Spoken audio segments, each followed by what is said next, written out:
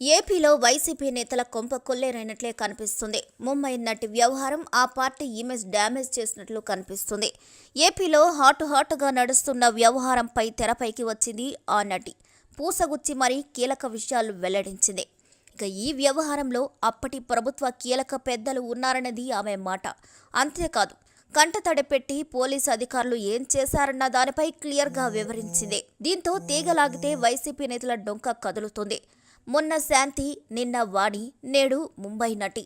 ఇది గత వైసీపీ పాలనలో జరిగిన అరాచకాలు ఇప్పుడు ఒక్కొక్కటిగా వెలుగులోకి వస్తున్నాయి.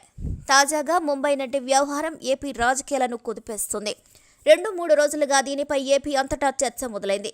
ఈ క్రమంలో నేరుగా టీవీ డిబేట్లో దర్శనమిచ్చింది ఆ నటి. వైసీపీ పాలనలో ఏం జరిగిందో అంతా పూసగుచ్చి మరీ వివరించింది. టీవీ డిబేట్లో కంటతడి పెడుతూ తనకు న్యాయం చేయాలని కోరింది.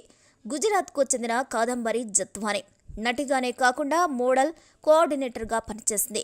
వైద్య విద్య అభ్యసించిన ఆమె ఇష్టంతో గ్లామర్ ఇండస్ట్రీ వైపు వచ్చింది. తండ్రి రిటైర్ ఆర్మీ ఆఫీసర్ కాగా తల్లి ప్రభుత్వ ఉద్యోగి. ఉన్నతమైన ఫ్యామిలీ నుంచి వచ్చిన ఆ నటి 10 ఏళ్ల కింద ఆ సమయంలో కృష్ణా జిల్లాకు చెందిన మాజీ జెడ్పీటీసీ చైర్మన్ కొడుకుతో పరిచయం ఏర్పడింది. ఆ తర్వాత జరిగిన పరిణామాలపై గత రాత్రి తెలుగులోని ఓ ఛానల్ డిబేట్ జరిగింది.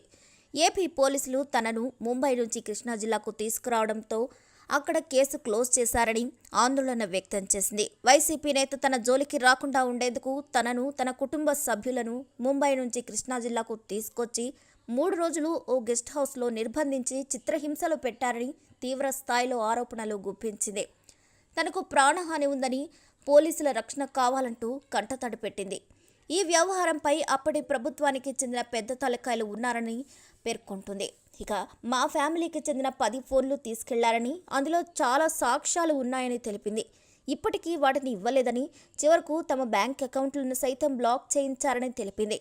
చివరకు అప్పులు చేయాల్సిన పరిస్థితి ఏర్పడిందని కన్నీరు మున్నీరైంది. తన విషయంలో అప్పటి పాలకులు సక్సెస్ అయ్యారని, నా ఫ్యామిలీ నేను రిస్క్లో పడ్డామని వెల్లడించింది ఆ నటి. మా ఫ్యామిలీపై దేశవ్యాప్తంగా కేసులు సిద్ధమయ్యాయని, అధికారులతో నా కెరియర్ను నాశనం చేశారని ఆవేదన వ్యక్తం చేసింది.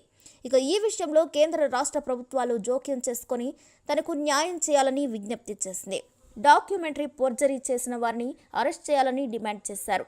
ఇందులో జోక్యం చేసుకున్న పోలీసు అధికారులపై కఠిన చర్యలు తీసుకోవాలని కోరింది. ఇక ఈ కేసు మళ్లీ రీఓపెన్ చేయాలని కోరింది. ఆర్థికంగా, మానసికంగా, శారీరకంగా ఇబ్బందులు పడ్డానని, అప్పటి విషయాలు తలుచుకుంటే ఇప్పటికే నిద్ర రావడం లేదని తెలిపింది. మరి ఈ వీడియోపై మీ అభిప్రాయాలను కూడా ఖచ్చితంగా కామెంట్ ద్వారా తెలియజేయండి. మరిన్ని అప్డేట్స్ కోసం మా ఛానల్ని లైక్ చేయండి, షేర్ చేయండి, సబ్స్క్రైబ్ చేయండి.